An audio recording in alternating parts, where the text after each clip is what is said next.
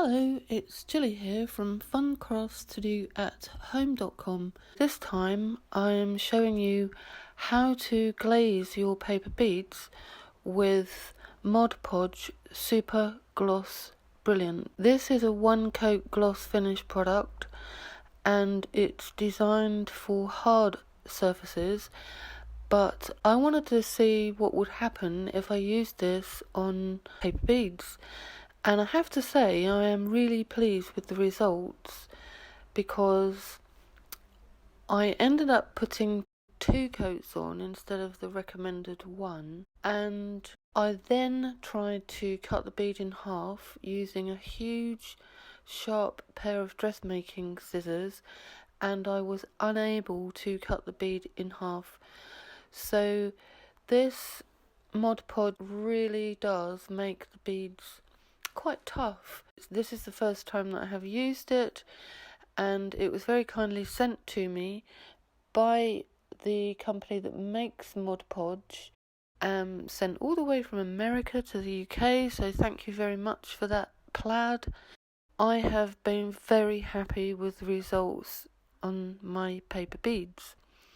So let's get started. I'm using the Debenhams Christmas catalogue that came free with the weekend newspapers. It's very good quality paper. I'm also using my own paper bead template, which you can buy in my Etsy shop. I tore all the pages out of the catalogue, and I chose to use the reddish pinky ones. So you can see here I'm marking out the bead strips using my template.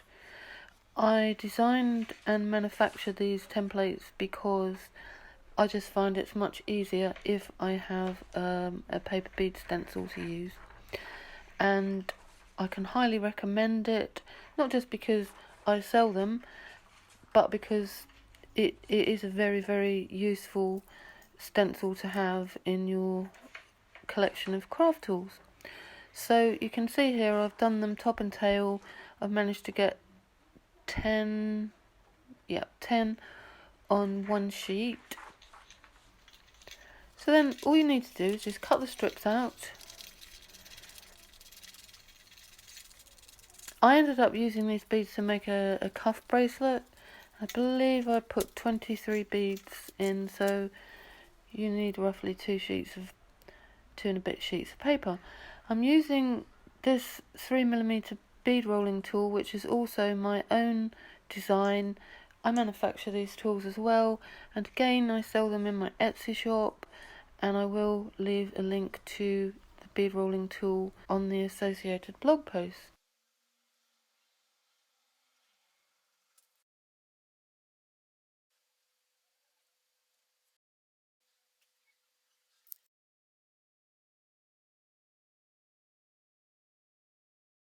This is the Mod Podge Super Gloss Brilliant.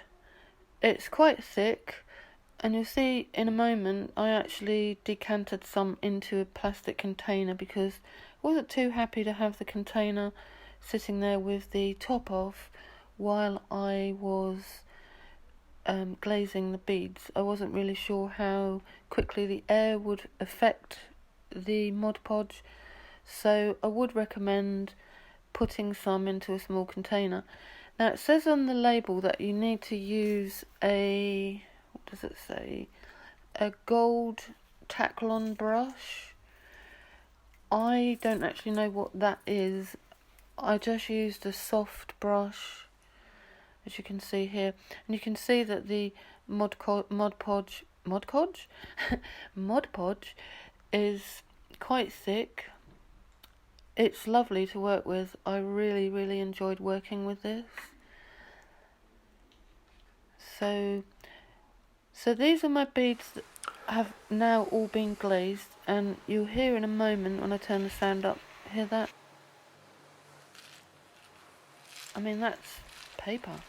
So it's the glaze that is making them sound as if they're made of plastic.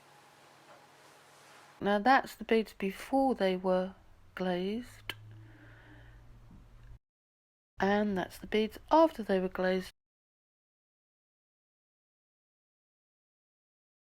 Now one tip, see these what they call interdental brushes that you clean in between your teeth with?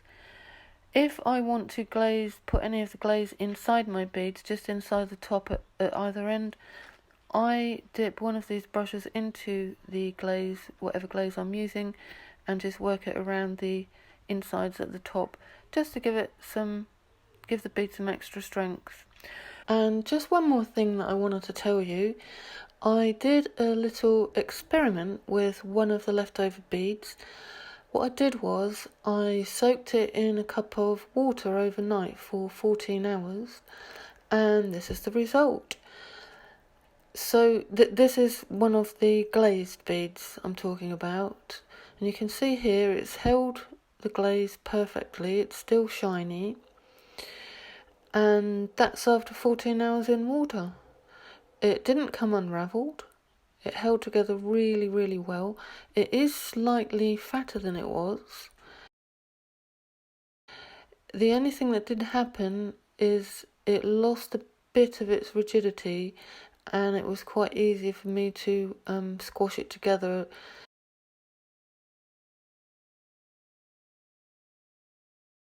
You can see here beside the glazed bead that hasn't been soaked, it's harder, it's more rigid.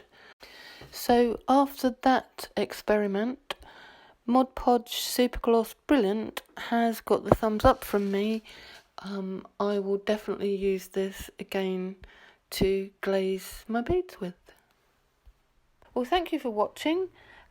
Please go and visit my blog www.funcraftstodoathome.com, and please subscribe to my channel, hit the bell icon so that you get notifications of new movies, and come back and see me soon. Bye!